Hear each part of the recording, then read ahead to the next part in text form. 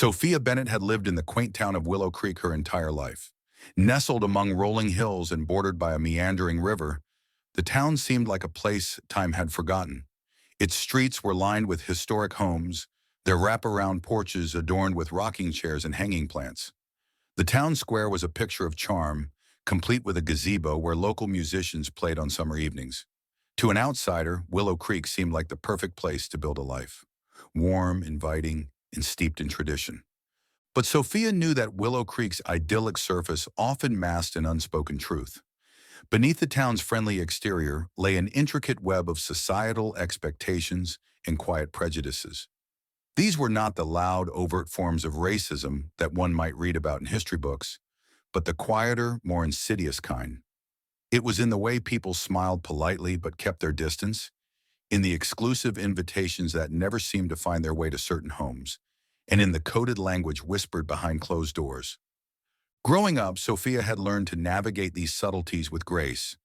Her mother had always told her, "You have to be twice as good to be seen as equal," so she excelled in school, earning scholarships and accolades that made her a source of pride for her family. Her intelligence and kindness were undeniable, and she quickly became a beloved figure in the community. Yet no matter how many hearts she won, there was always an unspoken boundary, a silent acknowledgement that she didn't quite fit the mold of what the town expected. When Sophia met Ethan, everything seemed to change. Ethan was the kind of man who turned heads when he walked into a room, not just because of his looks, but because of his energy.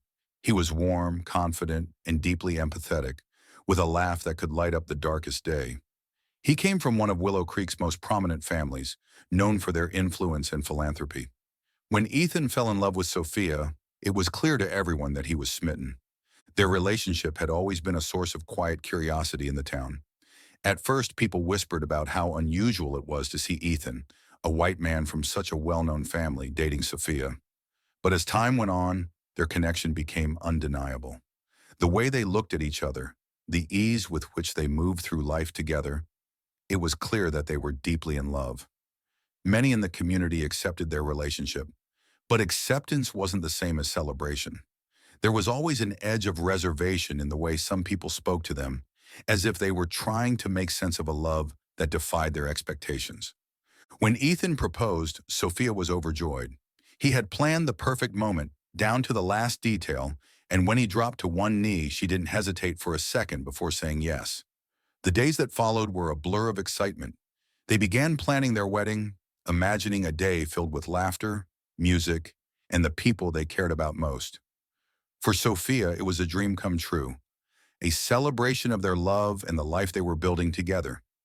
But as the guest list began to take shape, Sophia noticed something unsettling. She had always assumed that the people she had grown up with, her friends, her neighbors, the community that had watched her grow into the woman she was, would be there to share in her joy. Yet as the RSVPs began to roll in, she realized that many of the people she considered close were conspicuously absent. At first, she tried to rationalize it. Maybe they were busy, or perhaps the invitations had gotten lost in the mail. But as the days turned into weeks, the pattern became impossible to ignore. Friends she had known since childhood sent polite regrets, citing vague reasons that didn't quite add up. Some neighbors didn't respond at all, their silence louder than any words could have been. Sophia began to feel a gnawing sense of unease. She couldn't help but notice that the absences were not random. They were clustered. Most of the people declining the invitations came from the same circles, the old families of Willow Creek, the ones who had always been the gatekeepers of the town's traditions. The realization hit her like a tidal wave. Their absences weren't about scheduling conflicts or forgotten invitations. They were about her. More specifically, they were about who she was and the love she had chosen. Ethan, ever her rock, tried to reassure her. "It doesn't matter what they think," he said one evening as they sat together, going over the dwindling guest list. "What matters is that we love each other and that the people who care about us will be there." His words were comforting, but they couldn't erase the sting of rejection. Sophia had always believed that love was universal, that it had the power to bridge any divide. But now, as she stared at the names of those who would not be coming to her wedding, she felt the weight of a deeper truth. Love might be universal, but acceptance was not. The pain was compounded by the subtlety of it all. No one had said outright that they disapproved of her marriage. There were no harsh words or dramatic confrontations. Instead, their disapproval was cloaked in politeness, their absence a quiet protest that spoke volumes. It was this quiet rejection, this refusal to even acknowledge the love she and Ethan shared, that hurt the most. As the days passed, Sophia found herself wrestling with a mix of emotions. She felt sadness, anger, and a deep sense of betrayal. These were people she had shared her life with, people she had trusted. Now, as she prepared for one of the happiest days of her life, she couldn't help but feel that they had let her down. Despite her heartbreak, Sophia resolved to move forward. She reminded herself of the people who had RSVP'd with enthusiasm, the ones who were genuinely excited to celebrate her love. She knew she couldn't let the absences overshadow the joy of the day. But even as she tried to focus on the positives, the empty spaces on the guest list lingered in the back of her mind, a stark reminder of the quiet prejudice that still existed in her beloved town. The days leading up to Sophia and Ethan's wedding were a whirlwind of final preparations. Each morning, Sophia would wake up with a flutter of excitement, only to feel it tempered by a pang of unease. The tasks she had once anticipated with joy, finalizing the seating chart, checking on floral arrangements, coordinating with the caterer, were now tinged with a heaviness she couldn't shake. Every time she glanced at the RSVPs, the empty slots where old friends' names should have been stood out like glaring omissions. Ethan tried his best to lift her spirits. He would crack jokes about their honeymoon plans or reminisce about the early days of their relationship when they used to laugh for hours over the smallest things. Sophia appreciated his efforts, and she loved him all the more for them. But the sadness in her heart was hard to ignore. It wasn't just about the wedding anymore. It was about what the absences symbolized. One afternoon, as they sat together reviewing the final details, Ethan reached across the table and took her hand. "Sophia," he said gently, "this day is about us. No one else. If someone can't see how beautiful what we have is, that's on them, not us." She nodded, her lips curving into a small smile. "I know," she replied, "but it's not just about them not being there. It's the reason why. It's the silence that hurts the most." Ethan didn't have an answer for that, and Sophia didn't expect him to. He was a man who saw the world through the lens of possibility and optimism, and she loved that about him. But Sophia also knew that some wounds ran too deep to be healed by hope alone. The night before the wedding, Sophia found herself sitting alone in her childhood bedroom. Her mother had insisted on hosting her for the evening, saying it was tradition for the bride to spend the night apart from the groom before the wedding. The room was just as she had left it years ago, with its soft lavender walls and a bookshelf crammed with novels and trophies from her school days. It was a space that should have felt comforting, but instead it brought a wave of melancholy. As Sophia sat there, staring out the window at the moonlit street, memories of her childhood came flooding back. She thought about the birthday parties where half the invitations went unanswered, the subtle stares she received when she walked into certain shops, and the times she had overheard whispers that stopped abruptly when she entered a room. These memories had always been pushed to the back of her mind, filed away under things not worth dwelling on. But now, on the eve of her wedding, they resurfaced with a clarity that was hard to ignore. She thought about the people who had declined her invitation, people she had laughed with, confided in, and even comforted during their own moments of hardship. Their absence felt like a betrayal, not just of her, but of the bond she thought they had shared. Her mother knocked softly on the door and came in, her eyes full of the kind of understanding only a parent could offer. "You're thinking about them, aren't you?" she asked gently, sitting down beside Sophia. Sophia nodded. "I can't help it, Mom. I thought they cared about me." Her mother sighed and took her hand. "People can disappoint us, Sophia. It's a hard truth to learn, but it's true. What matters is the people who stand by you, the ones who show up. Focus on them. Let their love fill your heart." Her mother's words brought some comfort, but they didn't completely erase the ache. That night, as Sophia lay in bed staring at the ceiling, she resolved to make the most of the day ahead. She would focus on the love and joy in her life, even if a part of her still felt the sting of those who had chosen to stay away. The morning of the wedding dawned clear and bright, the kind of day that seemed to promise good things. Sophia's nerves were a mix of excitement and lingering sadness as she prepared. Her dress, a vision of lace and elegance, fit her perfectly, and her hair was styled in soft waves that framed her face. When she looked in the mirror, she saw a bride who was ready to step into the next chapter of her life, even if her heart carried a few bruises. The ceremony was held outdoors, in a field surrounded by wildflowers and tall trees. It was everything Sophia had imagined, romantic, intimate, and filled with beauty. As she walked down the aisle on her father's arm, she felt a swell of emotions. Her eyes scanned the crowd, taking in the smiling faces of her family and closest friends. But she couldn't help but notice the empty chairs scattered throughout the rows. Each one was a reminder of someone who had chosen not to be there, and each one pricked at her heart like a thorn. Ethan's face, however, was all she needed to focus on. He stood at the end of the aisle, his expression one of pure love and admiration. In that moment, nothing else mattered. As she reached him and took his hands, the world seemed to fade away, leaving only the two of them and the vows they were about to make. The ceremony was beautiful, filled with heartfelt words and quiet moments of connection. When they exchanged rings and kissed, the crowd erupted into cheers, and for a brief moment, Sophia felt nothing but joy. But as the applause died down and the reception began, the absence of those who had chosen not to attend loomed large once more. At the reception, the empty chairs were even more glaring. They sat starkly against the backdrop of laughter and music, a silent testament to the quiet racism that still lingered in the community. Sophia tried to focus on the love that surrounded her, the toasts from her bridesmaids, the hugs from her family, and the warmth in Ethan's eyes. But the empty chairs were impossible to ignore. They stood as a reminder of the people who had turned their backs, not just on her wedding, but on the love she and Ethan shared. As the evening wore on, Sophia found herself glancing at the empty chairs more than she wanted to admit. Each one felt like a void, a space where someone who should have been there wasn't.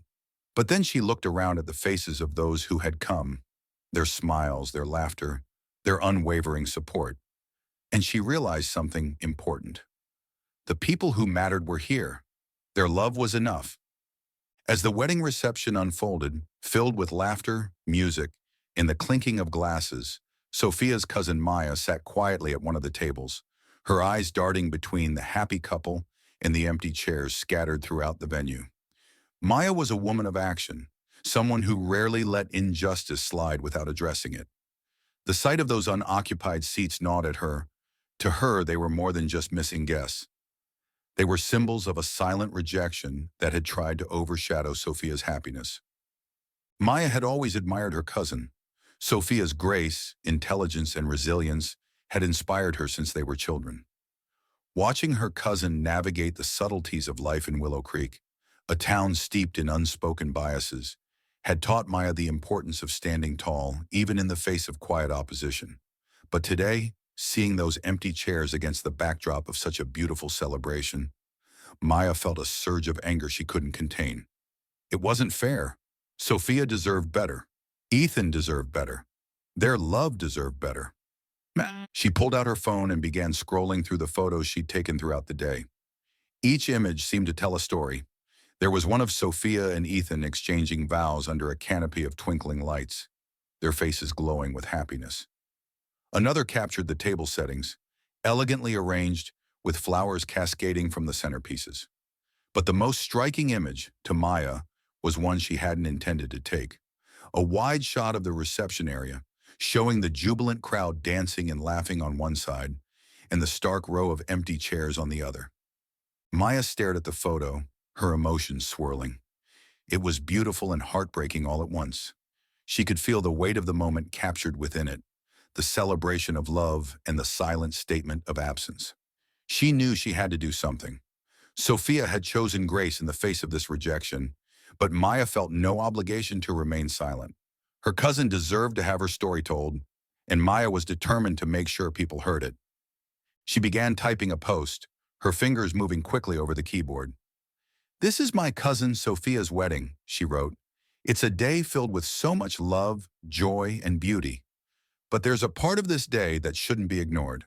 Those empty chairs? They represent the people who couldn't see past their own prejudice to celebrate a love as pure and beautiful as this. Their absence speaks volumes, but so does the resilience of my cousin and her husband. This is a love that stands strong in the face of hate. Let's talk about what those chairs mean. Maya hesitated for a moment before pressing post. She wasn't sure how people would react, but she knew that this wasn't just about Sophia and Ethan's wedding. It was about something much bigger. It was about the quiet racism that still thrived in places like Willow Creek, the kind that people didn't talk about, but that shaped lives in profound ways. She hoped her post would spark a conversation, maybe even a reckoning. Within minutes, the post began gaining traction. Likes, comments, and shares started pouring in. People from across the country resonated with the message, many sharing their own experiences of exclusion and prejudice. The hashtag #JoshieEmptyChairs began trending, turning the photo into a symbol of resilience and the fight against quiet intolerance. Maya was stunned by the response. Messages of support flooded in, not just for Sophia and Ethan, but for others who had faced similar moments in their own lives. People shared stories of weddings, family gatherings, and milestones where love had been met with silence instead of celebration. The photo of the empty chairs had touched a nerve, and the conversations it sparked were raw, honest, and deeply necessary. As the evening wore on, Sophia and Ethan became aware of the growing buzz around Maya's post. At first, Sophia was hesitant. She wasn't sure she wanted her wedding day to become a flashpoint for discussions about racism. "This was supposed to be about love," she said quietly to Maya when they found a moment to talk. "It still is," Maya replied, her voice steady. "But love doesn't exist in a vacuum, Sophia. Those empty chairs, they're part of your story, whether you want them to be or not. And the fact that you chose to focus on love despite them, that's what makes your story powerful." Sophia nodded slowly, her mind racing. She hadn't asked for this attention, but she couldn't deny the truth in Maya's words. If her story could help shine a light on the quiet racism that had marred her day, maybe it was worth it. She decided to embrace the moment, not for herself, but for the countless others who might see a piece of their own struggles in her story.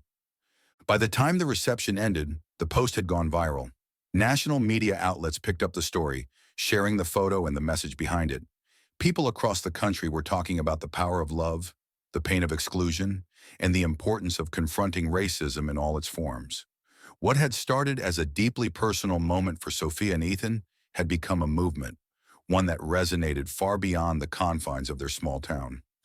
As the night drew to a close, Sophia and Ethan found a quiet moment together under the stars. They held hands, the noise of the day fading into the background. "This wasn't what I expected," Sophia admitted, her voice soft, "but maybe it's what was meant to happen." Ethan smiled at her, his eyes filled with pride. "You have a way of turning pain into something meaningful, Sophia. That's one of the many reasons I love you." Sophia rested her head on his shoulder, letting his words sink in.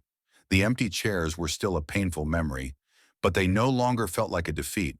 Instead, they had become a symbol of something bigger, an opportunity to spark change and to remind the world that love, when faced with adversity, could be a powerful force for good. The morning after the wedding, the town of Willow Creek woke up to find itself at the center of an unexpected storm. Maya's post had gone viral, and not just in the way heartfelt stories sometimes spread among friends and acquaintances. This was different. It had caught fire on a national level, drawing attention from journalists, influencers, and everyday people who were deeply moved by the stark contrast of joy and exclusion captured in her photos and words. What had been a private celebration in a small, quiet town had become a symbol of a much larger conversation about love, racism, and resilience. For many in Willow Creek, the sudden spotlight was a shock. The town, with its tree-lined streets and tightly knit community, was unaccustomed to scrutiny, let alone the kind that came from being featured on national news. At first, there was confusion. Residents who hadn't attended the wedding but had heard about it through the grapevine began to whisper amongst themselves, asking what exactly had happened to spark such widespread attention. Others who had been absent by choice grew defensive, their discomfort evident in the way they avoided eye contact or quickly changed the subject whenever the topic arose. As the story continued to spread, The tension in the town grew palpable. News outlets began reaching out to local residents for comment, and a few braver voices stepped forward to acknowledge the reality of the situation. One shopkeeper, a woman who had always been friendly to Sophia but had chosen not to attend the wedding, was interviewed on camera. Her nervousness was apparent as she struggled to explain her absence. "It wasn't intentional," she stammered. "I just thought, maybe it wasn't my place to be there." Her words, vague and contradictory, were met with backlash online. Comments flooded in, calling out the thinly veiled excuse for what it was. The community's subtle racism, which had always operated in the shadows, was now being exposed for everyone to see. Among those who had chosen not to attend, there was a range of reactions. Some were indignant, angry at being labeled as prejudiced when they believed their choices had been personal and private. Others were embarrassed, their guilt surfacing in awkward apologies sent via text messages or hastily written notes. A few, like Claire, one of Sophia's former neighbors, decided to confront their actions head-on. Claire had known Sophia for years. They had shared countless moments together, baking cookies for fundraisers, chatting at town events, and watching each other's lives unfold. Yet when it came time to RSVP for Sophia's wedding, Claire hesitated. Her hesitation wasn't rooted in outright dislike, but in something far more insidious, the fear of stepping outside her comfort zone. She had told herself that it wasn't a big deal, that Sophia wouldn't notice her absence among so many guests. But now, seeing the viral post and the impact it had, Claire realized just how wrong she had been. Gathering her courage, Claire knocked on Sophia's door a few days after the wedding. Sophia, still processing the whirlwind of attention, was surprised to see her standing there. Claire looked nervous, her hands twisting a tissue as she searched for the right words. "Sophia," she began, her voice trembling, "I need to apologize." Sophia invited her in, though her heart was heavy. She wasn't sure what to expect. As Claire sat down and began to explain herself, her words came haltingly. I didn't come to your wedding," she said, as though Sophia didn't already know. "I told myself it was because I was busy, but the truth is, I was scared. Scared of what people would think. Scared of stepping into something that felt unfamiliar." The admission hung in the air, raw and unfiltered. Sophia listened silently, her emotions swirling. Part of her wanted to tell Claire that her fear wasn't an excuse, that her absence had caused pain. But another part of her, the part that had always chosen grace, saw the vulnerability in Claire's eyes. "Thank you for telling me," Sophia said finally, her voice steady but soft. "I won't lie. Your absence hurt, but what matters now is that you're here, willing to face what happened." Claire's relief was palpable, though the moment was far from easy. For Sophia, this was just one interaction among many. Messages from other absent guests began to pour in, each one filled with varying degrees of guilt, regret, and defensiveness. Some offered genuine apologies, while others clung to justifications that barely masked their discomfort. Meanwhile, the national attention continued to grow. Activists and public figures weighed in on the story, using it as a springboard to discuss broader issues of racial bias and exclusion. Maya's hashtag, #ChonkerEmptyChairs, became a rallying cry for those who had experienced similar moments of rejection and silence. Stories began pouring in from across the country, each one adding to the tapestry of shared pain and resilience. In Willow Creek, the impact was unavoidable. Town meetings that had once focused on mundane topics like zoning laws and road repairs now saw heated discussions about race and inclusion. Some residents welcomed the opportunity to confront these issues, while others bristled at what they saw as an attack on their way of life. The town's quiet, unspoken dynamics were being dismantled in real time, and it was clear that there was no going back. Sophia, for her part, remained at the center of it all, though she had never asked for the spotlight. Her days were filled with interviews, messages of support, and moments of introspection. She found herself navigating a delicate balance between addressing the pain of what had happened and celebrating the love that had made her wedding day so beautiful. It wasn't easy, but she was determined to use the platform she had been given to foster understanding and change. Ethan stood by her side through it all, his unwavering support a source of strength. Together, they fielded questions from reporters, shared their story at community events, and listened to the voices of those who had been inspired by their journey. What had started as a deeply personal moment had grown into something far greater, a catalyst for conversations that Willow Creek and the nation desperately needed. The town was changing, slowly but surely. For some, it was a painful process, filled with self-reflection and difficult truths. For others, it was a long overdue awakening. And for Sophia, it was a reminder that even the smallest actions, like showing up for a wedding, could carry profound meaning. The empty chairs had spoken loudly, but so had the love and resilience that filled the spaces around them. As the days turned into weeks, Sophia found herself at the heart of a whirlwind she hadn't anticipated. What had begun as a deeply personal moment, the absence of familiar faces at her wedding, had spiraled into something much larger. Messages continued to pour in, not just from friends and acquaintances, but from strangers all over the country who had connected with her story. Many reached out to share their own experiences, stories of being excluded or overlooked because of who they were or who they loved. Sophia read each message carefully, moved by the honesty and vulnerability they contained. It was humbling to see how her story had resonated, but it also weighed heavily on her. Ethan, ever supportive, would sit beside her in the evenings as she sorted through the flood of emails and social media notifications. Sometimes he would read aloud a particularly touching message, and they would talk about it together. One night, he read a note from a woman in Chicago who had faced similar rejection when she married outside her race. "Your story gave me the courage to forgive the people who didn't show up for me," the message said. "You reminded me that love is stronger than hate." Sophia felt a lump in her throat as Ethan read the words. She hadn't set out to inspire anyone, but knowing that her experience had brought comfort to others made the pain she'd endured feel a little more worthwhile. In Willow Creek, however, the reactions were far more complicated. The town was still buzzing with conversations about the viral post and the attention it had brought. For some residents, particularly those who had attended the wedding, there was a sense of pride in being part of something so meaningful. They spoke openly about the beauty of the ceremony and the strength Sophia had shown in the face of rejection. But for others, the attention felt like an indictment of the town itself, a spotlight that illuminated truths they weren't ready to confront. There were those who felt defensive, as though the post had unfairly painted them in a negative light.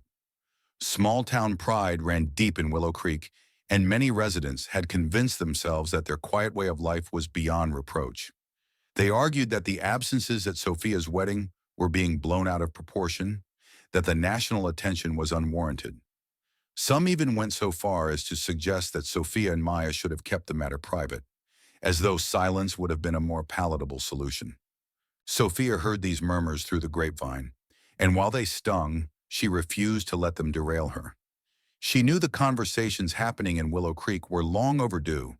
If people were uncomfortable, perhaps it was because they were finally being forced to confront truths they had spent years ignoring. Still, it wasn't easy to live at the center of such a polarizing issue. There were days when the weight of it all felt overwhelming, when Sophia wished she could simply retreat into the quiet joy of her new marriage and leave the rest of the world to sort itself out. But Sophia wasn't one to back down from a challenge. She had always believed in the power of dialogue, even when it was difficult. One evening, she and Ethan hosted a small gathering at their home, inviting friends and neighbors for an informal discussion about what had happened and what it meant for the community. The group was a mix of perspectives, some who had attended the wedding, some who hadn't, and some who were simply curious about the broader implications of the story. The conversation was honest and at times uncomfortable. One neighbor, a middle-aged man named Hank, admitted that he hadn't attended the wedding because he felt uncertain about how others in the community would view his presence. "It wasn't right," he said, his voice tinged with regret. "I let my fear control me, and I'm sorry for that." Sophia listened carefully, her expression calm but thoughtful. "Thank you for saying that," she replied. "It takes courage to admit when we've fallen short. What matters now is what we do moving forward." Another neighbor, a younger woman named Ellie, spoke up about her own experience as a biracial woman in Willow Creek. "I've felt that same silence my whole life," she said. "It's not always loud, but it's there, and it hurts. What happened at your wedding brought it all back for me." The room fell silent for a moment. the weight of Ellie's words sinking in. It was a powerful reminder that the issues being discussed weren't new. They had simply been brought to the surface in a way that could no longer be ignored. As the evening wore on, the conversation began to shift. People started talking about ways the community could change, how they could ensure that no one else in Willow Creek ever felt the way Sophia had on her wedding day.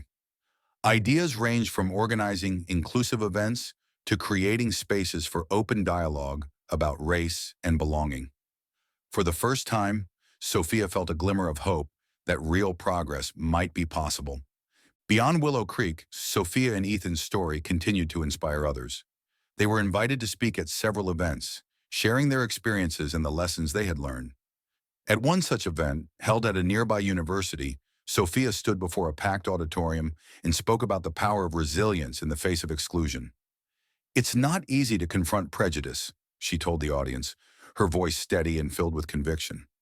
"But change doesn't happen in silence. We have to be willing to have hard conversations, to listen, and to learn from one another." The applause that followed was thunderous, but what touched Sophia most were the conversations that happened afterward. Students approached her to share their own stories, to thank her for her bravery, and to ask how they could help create a more inclusive world. It was in those moments that Sophia realized the full impact of her journey. What had begun as a painful personal experience had become a catalyst for growth, not just for her, but for countless others. As she and Ethan drove home from the event that night, Sophia felt a deep sense of gratitude. The road ahead was still long, and the work of creating a more equitable world was far from over. But for the first time in weeks, she felt a sense of peace. She had turned her pain into purpose, her rejection into resilience. And as she looked over at Ethan, his hand resting on hers as they drove through the quiet night, she knew that they were stronger for it. Their love had not only withstood the test of prejudice, it had become a beacon of hope for others. And that, she realized, was the most beautiful gift of all. The weeks after Sophia and Ethan's wedding turned into months, and life began to settle into a new rhythm. The conversation sparked by Maya's viral post had left a lasting mark, not just on Willow Creek, but on Sophia and Ethan as well. Their home became a sanctuary where they could reflect on everything that had unfolded, both the joy and the pain. Even as the world seemed to move on to the next trending story, Sophia felt the echoes of what had happened ripple through her daily life. One evening, as the golden light of the setting sun filtered through their kitchen window, Sophia sat across the table from Ethan. A stack of letters lay between them, handwritten notes from strangers who had read about their story. Many of the letters came from people who had experienced similar struggles. Some shared stories of weddings where seats were left empty, not because of busy schedules, but because of quiet prejudices that had gone unspoken. Others wrote to thank Sophia for her courage, saying her grace in the face of rejection had given them the strength to confront their own challenges. Sophia picked up one letter and read it aloud. It was from a young man in a small Midwest town who had faced backlash for coming out to his family. "Your story gave me hope," he wrote. "Seeing how you handled the pain of those empty chairs with dignity and love reminded me that I'm not alone, and that there's strength in choosing kindness, even when it's hard." Ethan listened quietly, his hand resting over Sophia's on the table. "You've made a difference, you know," he said softly. "Not just here in Willow Creek, but everywhere. People are paying attention because you showed them what it looks like to rise above." Sophia smiled, though her eyes brimmed with tears. "I didn't set out to do any of this," she admitted. "I just wanted to marry the man I love. But if our story helps even one person feel seen, then maybe it was all worth it." Their life together was beginning to feel like a mosaic of moments, some painful, others filled with quiet beauty. They would go for long walks along the riverbank, their hands entwined, talking about their hopes for the future. Ethan often spoke of wanting to create a community initiative, something that could bring people together and bridge the divides that had become so painfully evident. Sophia supported the idea wholeheartedly, even as she continued to navigate her own feelings about what had happened. One of the most unexpected developments came in the form of an invitation.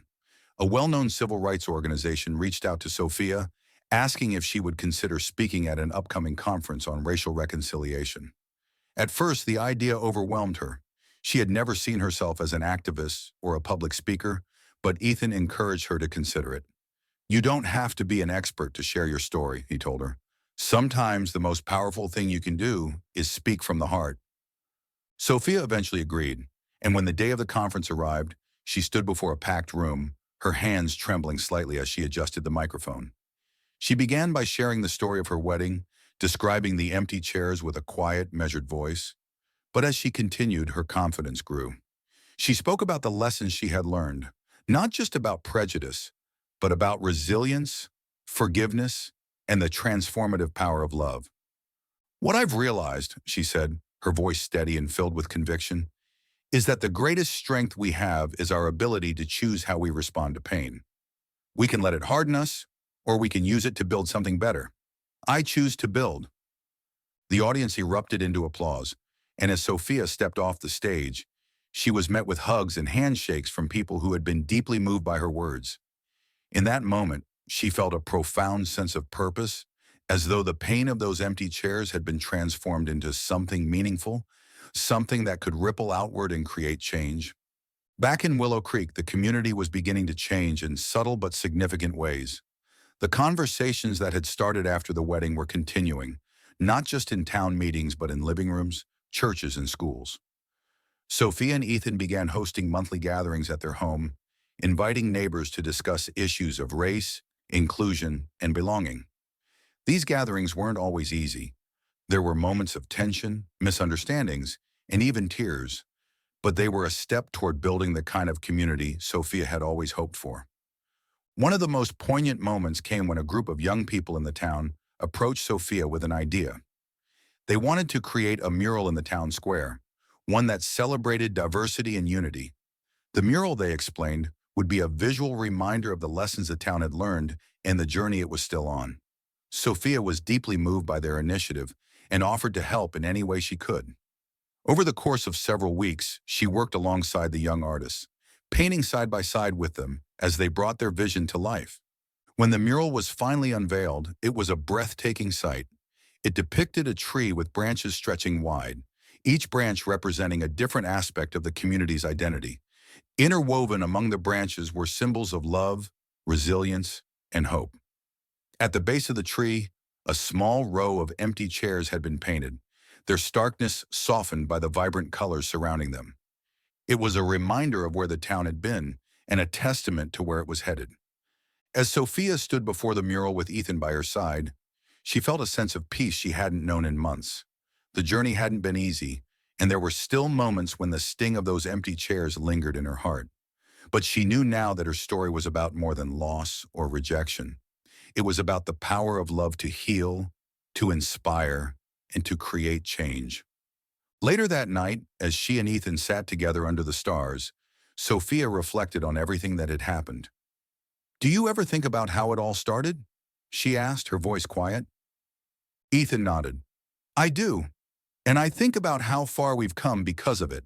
Those empty chairs, they were painful, but they also showed us what we're capable of. They reminded us of what really matters." Sophia rested her head on his shoulder, her heart full. The journey wasn't over, but she knew they were walking it together, hand in hand. And in the end, that was all that mattered.